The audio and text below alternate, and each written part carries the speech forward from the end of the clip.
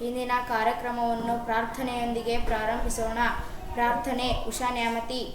ಈಶ ನಿನ್ನ ಚರಣ ಭಜನೆ ಆಶೆಯಿಂದ ಮಾಡುವೆನು, ದೋಷ ರಾಶಿ ನಾಶ ಮಾಡು ಶ್ರೀಶ ಕೇಶವ, ಶ್ರೀಶ ಕೇಶವ. ಶರಣಾಖ್ಯನಯ್ಯ ಎನ್ನ ಮರಣ ಸಮಯದಲ್ಲಿ ನಿನ್ನ ಚರಣ ಸ್ಮರಣೆ ಕರುಣಿಸಯ್ಯ ನಾರಾಯಣ ನಾರಾಯಣ. ಈಶ ನಿನ್ನ ಚರಣ ಭಜನೆ ಆಶೆಯಿಂದ ಮಾಡುವೆನು, ದೋಷ ರಾಶಿ ನಾಶ ಮಾಡು ಶ್ರೀಶ ಕೇಶವ, ಶ್ರೀಶ ಕೇಶವ. ಶೋಧಿಸೆನ್ನ ಭವದ ಕಲುಷ ಬೋಧಿಸಯ್ಯ ಜ್ಞಾನವೆನಗೆ ಬಾಧಿಸುವ ಯಮನ ಬಾಧೆ ಬಿಡಿಸು ಮಾಧವ, ಬಿಡಿಸು ಮಾಧವ. ಈಶ ನಿನ್ನ ಚರಣ ಭಜನೆ ಆಶೆಯಿಂದ ಮಾಡುವೆನು, ದೋಷ ರಾಶಿ ನಾಶ ಮಾಡು ಶ್ರೀಶ ಕೇಶವ, ಶ್ರೀಶ ಕೇಶವ. ಹಿಂದನೇಕ ಯೋನಿಗಳಲ್ಲಿ ಬಂದು ಬಂದು ನಂದೆನಯ್ಯ ಎಂದು ಭವದ ಬಂದ ಬಿಡಿಸು ತಂದೆ ಗೋವಿಂದ, ತಂದೆ ಗೋವಿಂದ. ಈಶ ನಿನ್ನ ಚರಣ ಭಜನೆ ಆಶೆಯಿಂದ ಮಾಡುವೆನು, ದೋಷ ರಾಶಿ ನಾಶ ಮಾಡು ಶ್ರೀಶ ಕೇಶವ, ಶ್ರೀಶ ಕೇಶವ.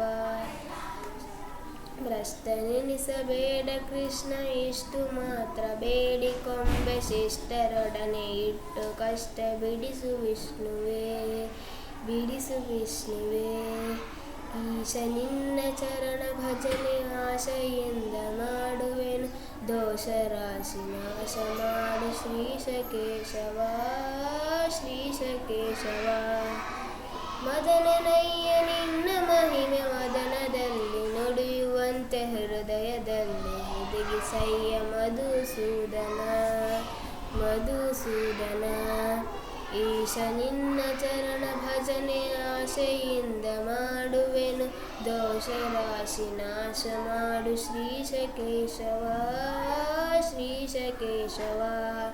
ಕವಿದುಕೊಂಡು ಇರುವ ಪಾಪ ಸವೆದು ಹೋಗುವಂತೆ ಮಾಡಿ ಜವನ ಬಾಧೆಯನ್ನು ಬಿಡಿಸು ಶ್ರೀ ತ್ರಿವಿಕ್ರಮ, ಶ್ರೀ ತ್ರಿವಿಕ್ರಮ.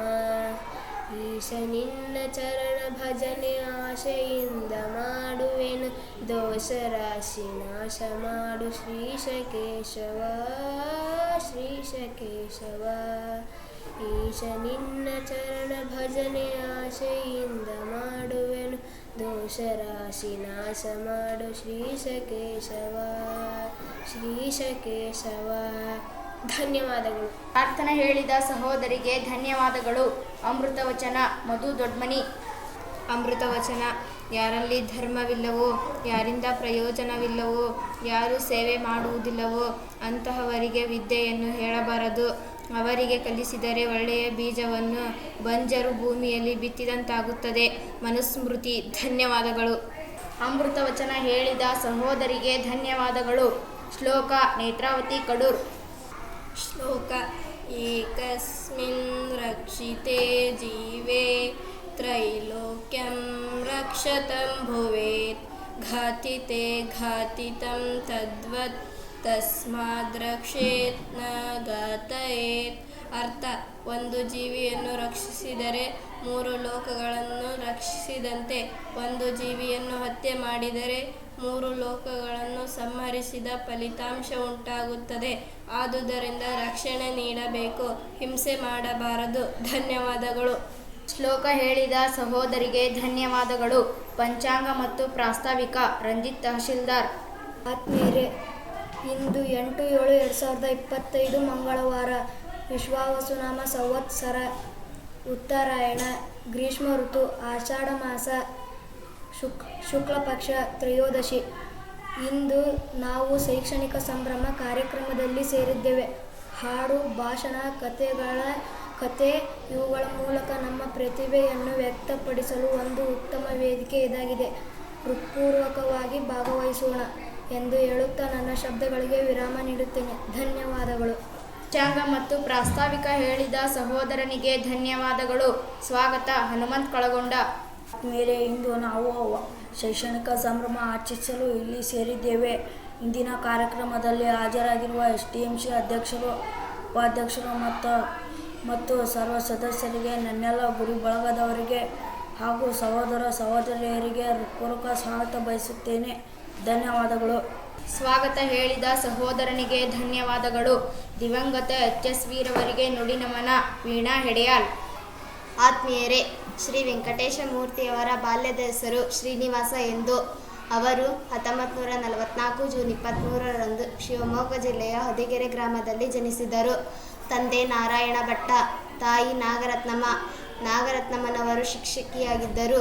ಅಲ್ಲಿಯ ಕನ್ನಡ ಪ್ರಾಧ್ಯಾಪಕರಾಗಿದ್ದ ನರಸಿಂಹಶಾಸ್ತ್ರಿಗಳು ಮೂರ್ತಿಯವರ ಒಂದು ಸೃಜನಶೀಲ ಶಕ್ತಿಗೆ ಮೂರ್ತಿ ರೂಪ ನೀಡಿದಂಥವರು. ತಮ್ಮ ಬಳಿ ಇದ್ದ ಕುವೆಂಪು, ಬೇಂದ್ರೆ, ಗೊರೂರು ಮಾಸ್ತಿ, ಕಾರಂತ ಮೊದಲಾದ ಕೃತಿಗಳನ್ನು ಮೂರ್ತಿಯವರಿಗೆ ಪರಿಚಯಿಸಿದ್ದರು. ತಮ್ಮ ಚಿಂತನಾ ಕ್ರಮವನ್ನೇ ಬದಲಾಯಿಸಿಕೊಂಡು ಮೂರ್ತಿಯವರು ಹೊದಿಗೆರೆ ಜಗತ್ತಿನಿಂದ ಹೊಸ ವಿಸ್ತಾರ ಪ್ರಪಂಚಕ್ಕೆ ಪ್ರವೇಶ ಪಡೆದರು. ಶ್ರೀ ವೆಂಕಟೇಶ ಮೂರ್ತಿಯವರು ತಮ್ಮ ಮೊದಲ ಕವನ ಸಂಕಲನ ಪರಿವೃತ್ತವನ್ನು ನರಸಿಂಹಶಾಸ್ತ್ರಿಗಳಿಗೆ ಅರ್ಪಿಸಿದ್ದಾರೆ. ಅವರು ರಚಿಸಿದ ಕವನ ಸಂಕಲನಗಳು ವಿಸರ್ಗ, ಪರಿವೃತ್ತ, ಹರಿಗೋಲು ಮುಂತಾದವು. ಬದಲಾಯಿಸಿ, ಬಾಣಸವಾಡಿಯ ಬೆಂಕಿ ಇವು HSV ಅವರ ಕಥಾ ಸಂಕಲನಗಳು. 100 ಮರ 100 ಸ್ವರ ಇದು ಸಾಹಿತ್ಯ ವಿಮರ್ಶೆ. ಚಿತ್ರಪಟ ಅಗ್ನಿವರ್ಣ ಇದು ವೆಂಕಟೇಶ ಮೂರ್ತಿಯವರು ರಚಿಸಿದ ನಾಟಕಗಳು. 2020ರ 85ನೇ ಕನ್ನಡ ಸಾಹಿತ್ಯ ಸಮ್ಮೇಳನದ ಅಧ್ಯಕ್ಷರಾಗಿದ್ದ ಶ್ರೀ HSV ಅವರು 2003ರ ರಾಜ್ಯೋತ್ಸವ ಪ್ರಶಸ್ತಿ, 1993ರ ಕರ್ನಾಟಕ ಸಾಹಿತ್ಯ ಅಕಾಡೆಮಿ ಪ್ರಶಸ್ತಿ, 1991ರ ಕೇಂದ್ರ ಸಾಹಿತ್ಯ ಅಕಾಡೆಮಿ ಅನುವಾದ ಪ್ರಶಸ್ತಿಗಳನ್ನು ಪಡೆದಿದ್ದಾರೆ. ಸಾಹಿತಿ HS ವೆಂಕಟೇಶ ಮೂರ್ತಿಯವರು 2025 ಮೇ 30ರಂದು ಬೆಂಗಳೂರು ನಗರದ ಕೆಂಗೇರಿಯ ಖಾಸಗಿ ಆಸ್ಪತ್ರೆಯಲ್ಲಿ ವಯೋಸಹಜ ಅನಾರೋಗ್ಯದ ಕಾರಣ ನಿಧನರಾದರು. ಅವರಿಗೆ 80 ವರ್ಷ ವಯಸ್ಸಾಗಿತ್ತು. ಧನ್ಯವಾದಗಳು. ನಮ್ಮ ಹೆಮ್ಮೆಯ ಕವಿಯನ್ನು ಪರಿಚಯಿಸಿದ ಸಹೋದರಿಗೆ ಧನ್ಯವಾದಗಳು. ದಿವಂಗತ HSV ರವರ ಕವಿತೆ ಗಾಯನ. ಅಪ್ಸರಾ ದೊಡ್ಮನಿ. ರೆಕ್ಕೆ ಇದ್ದರೆ ಸಾಕೆ ಹಕ್ಕಿಗೆ ಬೇಕು ಬಾನು, ಬಯಲಲ್ಲಿ ತೇಲುತ್ತ ತಾನು ಮ್ಯಾಲೆ ಹಾರೋಕೆ. ಕಾಲೊಂದಿದ್ದರೆ ಸಾಕೆ ಚಿಗರೆಗೆ ಬೇಕು ಕಾನು, ಗಾಳಿಯ ಮೇಲೆ ತಾನು ಜಿಗಿದು ಓಡೋಕೆ. ರೆಕ್ಕೆ ಇದ್ದರೆ ಸಾಕೆ, ಹೂವೊಂದಿದ್ದರೆ ಸಾಕೆ, ಬ್ಯಾಡವೆ ಗಾಳಿ ನೀವೇ ಹೇಳಿ ಕಂಪ ಬೀರೋಕೆ. ಮುಖವೊಂದಿದ್ದರೆ ಸಾಕೆ, ದುಂಬಿಯ ತಾವ ಬ್ಯಾಡವೆ ಹೂವ ಜೇನು ಹೀರೋಕೆ. ರೆಕ್ಕೆ ಇದ್ದರೆ ಸಾಕೆ ಹಕ್ಕಿಗೆ ಬೇಕು ಬಾನು, ಬಯಲಲ್ಲಿ ತೇಲುತ್ತ ತಾನು ಮ್ಯಾಲೆ ಹಾರೋಕೆ.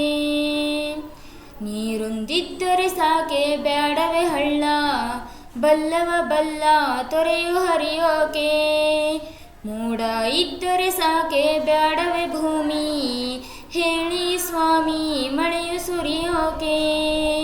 ರೆಕ್ಕೆ ಇದ್ದರೆ ಸಾಕೆ ಹಕ್ಕಿಗೆ ಬೇಕು ಬಾನು, ಬಯಲಲ್ಲಿ ತೇಲುತ್ತ ತಾನು ಮ್ಯಾಲೆ ಹಾರೋಕೆ. ಕಣ್ಣೊಂದಿದ್ದರೆ ಸಾಕೆ, ಬ್ಯಾಡವೆ ಮಂದೆ ಕಣ್ಣಿನ ಮುಂದೆ ನಿಮಗೆ ಕಾಣೋಕೆ. ಕೊರಳೊಂದಿದ್ದರೆ ಸಾಕೆ, ಬ್ಯಾಡವೆ ಹಾಡು ಎಲ್ಲರ ಜೋಡಿ ಕೂಡಿ ಹಾಡೋಕೆ. ರೆಕ್ಕೆ ಇದ್ದರೆ ಸಾಕೆ ಹಕ್ಕಿಗೆ ಬೇಕು ಬಾನು, ಬಯಲಲ್ಲಿ ತೇಲುತ್ತ ತಾನು ಮ್ಯಾಲೆ ಹಾರೋಕೆ. ರೆಕ್ಕೆ ಇದ್ದರೆ ಸಾಕೆ. ಧನ್ಯವಾದಗಳು. ಶ್ರೀಯುತ ವೆಂಕಟೇಶ ಮೂರ್ತಿಯವರ ಕವಿತೆಯನ್ನು ಹಾಡಿದ ಸಹೋದರಿಗೆ ಧನ್ಯವಾದಗಳು.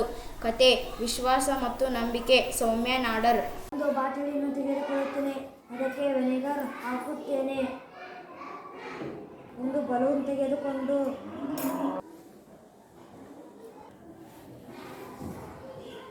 ಒಂದು ಬಾಟಲಿಯನ್ನು ತೆಗೆದುಕೊಳ್ಳುತ್ತೇನೆ, ಅದಕ್ಕೆ ವಿನೆಗರ್ ಹಾಕುತ್ತೇನೆ.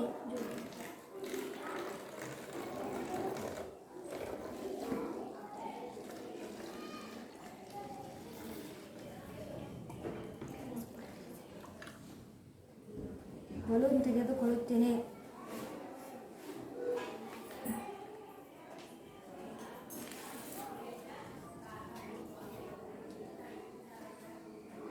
ಬಾಟಲಿಗೆ ಸೋಡಾ ಪುಡಿ ಹಾಕುತ್ತೇನೆ.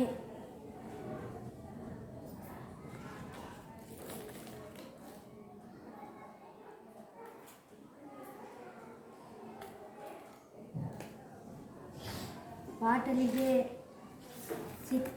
ಸಿಕ್ಕಿಸುತ್ತೇನೆ.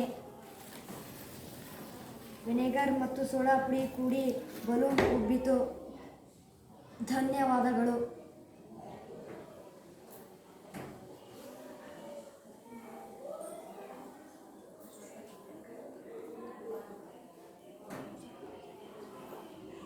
ಆತ್ಮೀಯರೇ, ಶಿಶುನಾಳ ಶರೀಫರು ಹಾವೇರಿ ಜಿಲ್ಲೆ ಶಿಗ್ಗಾವಿ ತಾಲೂಕಿನ ಶಿಶುವಿನಹಾಳ ಗ್ರಾಮದಲ್ಲಿ 1819 ಜುಲೈ 3ರಂದು ಜನಿಸಿದರು. ಇವರ ತಂದೆ ದೇವಕಾರ್, ಮನೆತನದ ಇಮಾಮು ಹಜರತ್ ಸಾಹೇಬರು ಹಾಗೂ ತಾಯಿ ಅಜುಮಾ. ಇವರ ಪೂರ್ಣ ಹೆಸರು ಮಹಮ್ಮದ್ ಶರೀಫರು. ಮುಲ್ಕಿ ಪರೀಕ್ಷೆ ಪಾಸ್ ಮಾಡಿದ ಬಳಿಕ ಇವರು ಕೆಲಕಾಲ ಪ್ರಾಥಮಿಕ ಶಾಲೆಗಳಲ್ಲಿ ಶಿಕ್ಷಕರಾಗಿ ಕೆಲಸ ಮಾಡಿದರು. ಅವರ ತತ್ವಪದಗಳ ರೂವಾರಿ. ತತ್ವಪದ ಎಂದರೆ ಮನುಷ್ಯ ಜೀವಿ ಮಾಡುವ ತಪ್ಪುಗಳನ್ನು ಯೋಚಿಸುವ ರೀತಿಯನ್ನು ಯಾವುದೇ ಒಂದು ಸನ್ನಿವೇಶಕ್ಕೆ ಹೋಲಿಸಿ ಆ ಹಾಡನ್ನು ನೇರ ಅರ್ಥದಲ್ಲಿ ಕೇಳಿದರೆ ವಿಚಿತ್ರವೆನಿಸುವುದು. ಆದರೆ ಅದರ ತಿರುಳು ಅರಿತು ಜೀವನಕ್ಕೆ ಹೋಲಿಸಿದರೆ ಅದರ ಅರ್ಥ ಹೊರಹೊಮ್ಮುವುದು. ಅವರು ಮುಸ್ಲಿಮರಾಗಿದ್ದರು. ಅವರ ಗುರುಗಳು ಬ್ರಾಹ್ಮಣ ಗೋವಿಂದ ಭಟ್ಟರು. ಅವರ ತತ್ವಪದಗಳ ಅವರ ಗುರು ಶಿಷ್ಯ ಸಂಬಂಧ ಉತ್ತರ ಕರ್ನಾಟಕದ ಮನೆ ಮಾತಾಗಿದೆ. ಇವರ ತತ್ವಪದಗಳ ಕೊನೆಯಲ್ಲಿ ಶಿಶುನಾಳಾಧೀಶ ಹಾಗೂ ಗುರು ಗೋವಿಂದರ ಉಲ್ಲೇಖವಿರುತ್ತದೆ. ಅವರ ಹುಬ್ಬಳ್ಳಿಯ ಸಿದ್ಧಾರೂಢರು ಇವರ ಸಮಕಾಲೀನರು. ಧನ್ಯವಾದಗಳು. ಸಂತ ಶಿಶುನಾಳ ಶರೀಫರ ಪರಿಚಯ ಮಾಡಿಸಿದ ಸಹೋದರನಿಗೆ ಧನ್ಯವಾದಗಳು. ಪ್ರಯೋಗ ಪುನೀತ್ ಆರಾಧ್ಯ ಮಠ.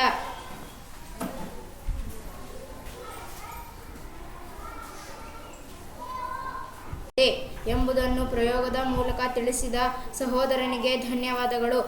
ರಸಪ್ರಶ್ನೆ ನಟರಾಜ್ ಗುರುಗಳಿಂದ.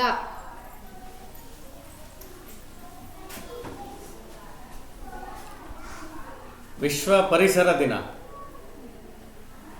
ಯಾವತ್ತು ಆಚರಣೆ ಮಾಡ್ತೀವಿ? ವಿಶ್ವ ಪರಿಸರ ದಿನ ಯಾವತ್ತು ಆಚರಣೆ ಮಾಡ್ತೀವಿ? ನಿಂತ್ಕೋ, ನೇತ್ರ ಹೇಳು. ಜೂನ್ 5. ವಿಶ್ವ ಪರಿಸರ ದಿನ ಯಾವತ್ತು ಆಚರಣೆ ಮಾಡೋದು? ಜೂನ್ 5 ಅಲ್ವಾ? ಮೇನಲ್ಲಿ ಪಾಕಿಸ್ತಾನದ ಮೇಲೆ, ಪಾಕಿಸ್ತಾನ ಭಯೋತ್ಪಾದಕರ ಇದ್ರ ಮೇಲೆ ದಾಳಿ ಮಾಡಿದ್ವಿ ನಾವು. ಅದಕ್ಕೊಂದು ಹೆಸರಿಟ್ಟಿದ್ರು. ಅದಕ್ಕೆ ಆಪರೇಷನ್ ಅಂತ ಒಂದು ಆಪರೇಷನ್ ಜೊತೆಗೆ ಇನ್ನೊಂದು ಶಬ್ದ ಇತ್ತು. ಏನಂತ ಹೆಸರಿಟ್ಟಿದ್ರು? ಆಪರೇಷನ್ ಸಿಂಧೂರ್.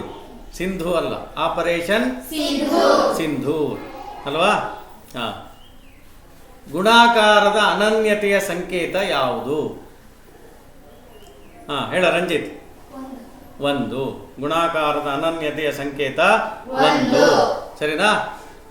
ಹಾಗೇನೆ ನೆಕ್ಸ್ಟ್ ಇಂದು ಎಲೆಗಳು ಹಸಿರಾಗಿರೋದಕ್ಕೆ ಕಾರಣ ಏನು? ಎಲೆಗಳು ಹಸಿರಾಗಿರೋದಕ್ಕೆ ಕಾರಣ ಏನು? ಎಲೆಗಳು ಹಸಿರಾಗಿರೋದಕ್ಕೆ ಕಾರಣ ಗೊತ್ತಿಲ್ಲ. ಕ್ಲೋರೋಫಿಲ್ ಅಥವಾ ಕನ್ನಡದಲ್ಲಿ ಪತ್ರ ಹರಿತ್ತು. ಏನು? ಹರಿತ್ತು. ಹೌದಾ? ಸಸ್ಯಗಳು ಆಹಾರ ತಯಾರಿಸ್ತಾವಲ್ಲ, ತಯಾರಿಸಿದ ಮೇಲೆ ಹೊರಗಡೆ ಬರುವಂತಹ ಅನಿಲ ಯಾವುದು? Carbon dioxide. Veena? Oxygen. Carbon ಡೈಆಕ್ಸೈಡ್ನ ಉಪಯೋಗಿಸ್ಕೊಳ್ಳುತ್ತದೆ, ಆಕ್ಸಿಜನ್ ಅನ್ನ ಹೊರಗಡೆ ಬಿಡೋದು. ಅರ್ಥ ಆಗುತ್ತಲ್ಲ? ಎಸ್, ಧನ್ಯವಾದಗಳು. ಆತ್ಮೀಯರೇ, ಇಂದು ನಾವು ಗಣಿತದ ಒಂದು ಆಕೃತಿಯ ಬಗ್ಗೆ ತಿಳಿದುಕೊಳ್ಳೋಣ.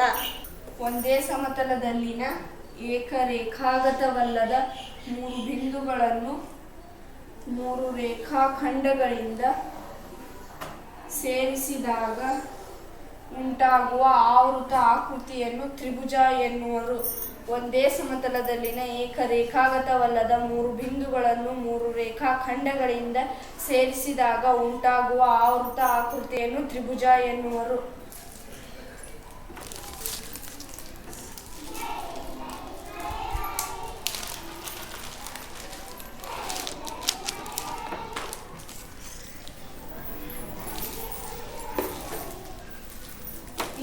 ತ್ರಿಭುಜದಲ್ಲಿ 3 ಶೃಂಗ ಬಿಂದುಗಳಿವೆ, 3 ಬಾಹುಗಳಿವೆ ಮತ್ತು 3 ಕೋನಗಳಿವೆ.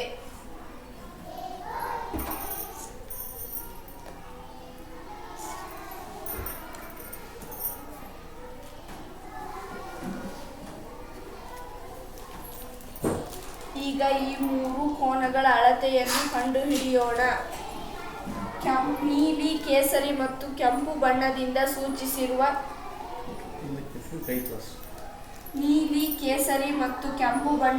ಸೂಚಿಸಿರುವ ಈ ಭಾಗಗಳು ತ್ರಿಭುಜದ 3 ಒಳಕೋನಗಳು. ಈಗ ಈ ಭಾಗಗಳನ್ನು ಒಟ್ಟು ಸೇರಿಸುತ್ತೇನೆ.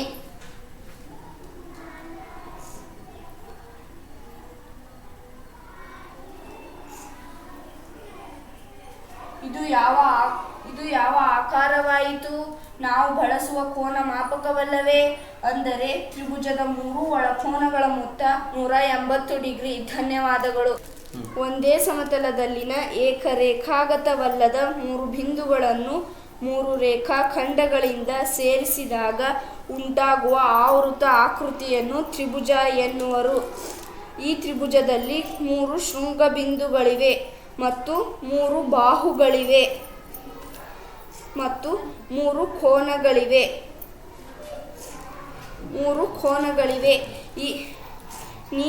ನೀಲಿ, ಕೇಸರಿ ಮತ್ತು ಕೆಂಪು ಬಣ್ಣದಿಂದ ಸೂಚಿಸಿರುವ ಈ ಭಾಗಗಳು ತ್ರಿಭುಜದ 3 ಒಳಕೋನಗಳು. ಈ 3 ಭಾಗಗಳನ್ನು ಒಟ್ಟು ಸೇರಿಸುತ್ತೇನೆ. ಇದು ಯಾವ ಆಕಾರವಾಯಿತು? ನಾವು ಬಳಸುವ ಕೋನ ಮಾಪಕವಲ್ಲವೇ? ಅಂದರೆ ತ್ರಿಭುಜದ 3 ಒಳಕೋನಗಳ ಮೊತ್ತ 180 ಡಿಗ್ರಿ. ಧನ್ಯವಾದಗಳು. ಪರಿಚಯ ಮಾಡಿಸಿದ ಸಹೋದರಿಗೆ ಧನ್ಯವಾದಗಳು. ವಂದನಾರ್ಪಣೆ ಮತ್ತು ಶಾಂತಿ ಮಂತ್ರ. ಸುಹಾನಾ ಕುಡುಪಲಿ. ಆತ್ಮೀಯರೇ, ಇಂದು ನಾವು ಶೈಕ್ಷಣಿಕ ಸಂಭ್ರಮ ಆಚರಿಸಲು ಇಲ್ಲಿ ಸೇರಿದ್ದೇವೆ.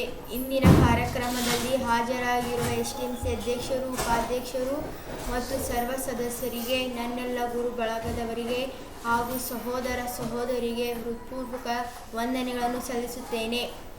ಓಂ ಸರ್ವೇ ಭವಂತು ಸುಖಿನಃ. ಓಂ ಸರ್ವೇ